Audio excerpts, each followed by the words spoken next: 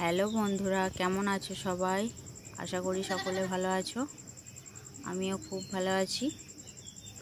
দেখো এখন দুপুরবেলা, আজকে দুপুরটা একটু ভালো লাগছে অন্যরকম, কারণ হাওয়া দিচ্ছে জোরে জোরে আর দেখতে ভালো লাগছে। গাছগুলোও দেখো কত সুন্দর লাগছে, নাহলে কেমন হয়ে যায় গাছগুলো দেখতে। আজকে মনে হচ্ছে না কিছুই হয়েছে। আর এখানে মনা আর সুমি ঘাস খাচ্ছে। মা ঘাস কেটে এনেছে, খাচ্ছে দুইজনে। আর রুবির মা মাঠে চড়ছে। ওরা বাড়িতেই চড়ে, মনা আর সুমি মাঠে যায় না। আর দুপুরবেলা এখন স্নান করব, তো ছেলেকে করাবো স্নান আগে, তারপর আমি করব। কারণ ছেলে স্নান করতে চাইছে না, আজকে খুব দুষ্টুমি করছে।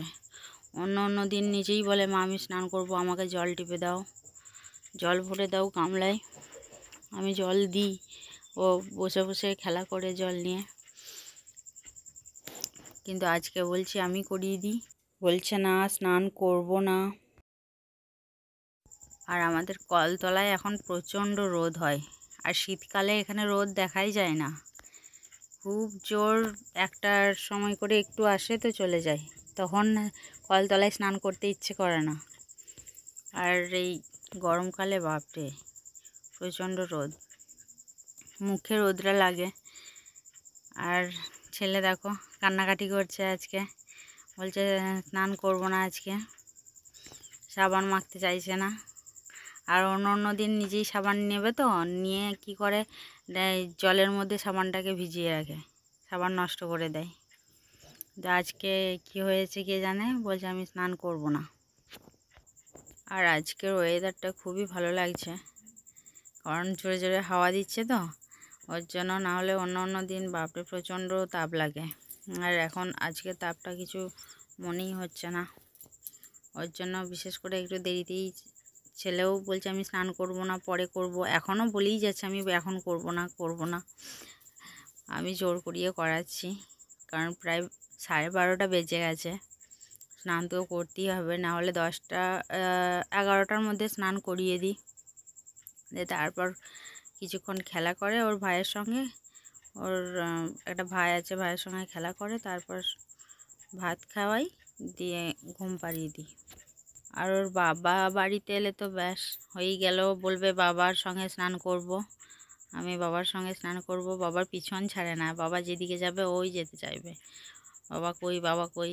2 দিনের জন্য আসে তো বাবাকে জ্বালিয়ে দেয় একেবারে, খুব জ্বালায় বাবাকে। এসেছিল আজকে, ভোরে চলে গেছে ওর বাবা।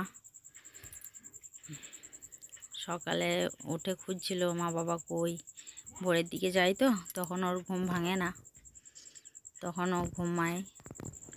আজকে রান্নাও হয়েছে দেরিতে, কারণ মা হাটে গিয়েছিল, ওর জন্য একটু দেরি করেই রান্না চাপিয়েছিলাম। আর ওয়েদারটাও তো একটু মেঘলা মেঘলা রয়েছে, ভালো লাগছিল। মা আসলো, তারপর রান্না চাপিয়েছিলাম। আর বন্ধুরা, এই গরমের সময় রান্না করা মানে সেই মনে হচ্ছে যেন নিজেরাই স্নান করে নিচ্ছি ঘামে, এত ঘাম দিচ্ছে।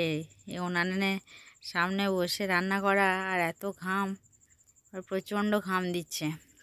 আর আজকে যাই হোক, জোরে হাওয়া দেওয়ার কারণে অতটা কিছু মনে হয়নি, নাহলে ঘরের মধ্যেও সবারই খুব কষ্ট হচ্ছিল, প্রচণ্ড কষ্ট পাচ্ছিল মানুষগুলো, মানুষ পশু পাখি সবাই কষ্ট পাচ্ছিল খুব।